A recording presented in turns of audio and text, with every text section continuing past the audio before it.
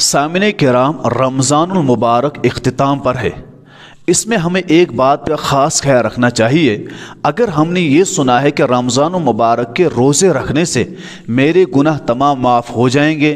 شب قدر میں رات کو جاگنے سے میرے گناہ معاف ہو جائیں گے، اور پھر ہم یہ سوچیں گے کہ اب میرے گناہ معاف ہو گئے، اب میں کنفرم جنتی ہوں، اب میری کوئی غلطی نام اعمال میں نہیں رہی ہے، یہ ہماری غلط فہمی ہے۔ ہمیں معلوم ہونا چاہیے روزہ رکھنے سے، لیلۃ القدر پوری رات جاگنے سے صرف صغائر گناہ معاف ہوتے ہیں، کبائر گناہ معاف نہیں ہوتے۔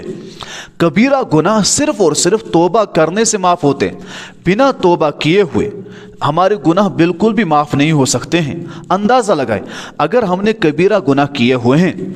ہم نے شرک کیا ہے، ہم نے ماں باپ کی نافرمانی کی ہے، ہم نے لوگوں کو ستایا ہے، ہم نے کسی کو دھوکہ دیا ہے، ہم نے کسی کا حق کھایا ہے، ہم شراب ڈرگس میں ملوث ہیں، ہم بدکاری میں، بے حیائی میں، غلط ریلیشن شپ میں ملوث ہیں، جب تک ہم ان گناہوں سے، ہم سود خوری میں، رشوت خوری میں ملوث ہیں، جب تک ان گناہوں سے ہم توبہ نہیں کرتے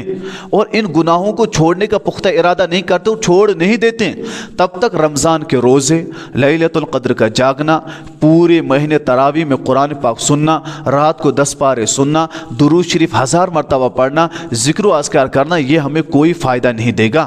جب تک ہم گناہ نہیں چھوڑیں۔ کیوں؟ اگر ہم کسی گناہ ملوث سے، یہ اس بات کی علامت ہے ہمارے دل میں اللہ کا خوف نہیں ہے، اللہ کی عظمت نہیں ہے، اسلام کی عظمت نہیں ہے، قرآن کی عظمت نہیں ہے، ہم اس کو سچا نہیں جانتے ہیں،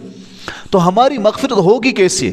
یہ اس وجہ سے میں کہہ رہا ہوں کہ کوئی بندے یہ نہ سوچیں کہ ہم نے روزے رکھ لیے بس ہماری مغفرت اب اگلے رمضان کو،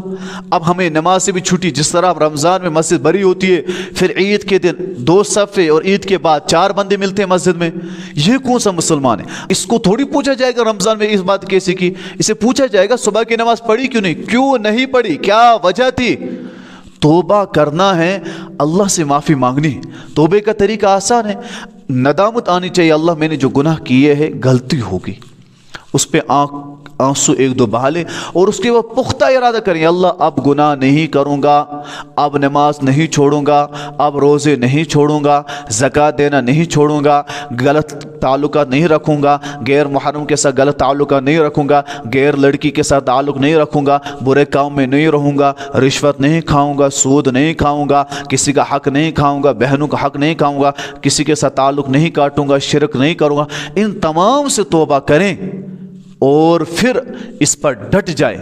تو یاد رکھیے پھر ہمارے لیے کامیابی ہے۔ تبھی تو قرآن میں اللہ تبارک و تعالیٰ نے فرمایا، یا ایھا الذین آمنوا توبوا الی اللہ توبۃ نصوحا، ایمان والو سچی پکی توبہ کریں۔ لیلۃ القدر ایک رات کی توبہ نہیں کہ دوسرے دن پھر آپ سود کھائیں گے، کل کے گناہ معاف ہو گئے نئے شروع کر دیں گے، عجیب معاملہ ہے۔ تو توبہ پکی کریں گے انشاءاللہ، اور ساتھ میں ہم گناہوں سے دور بھی رہیں گے انشاءاللہ۔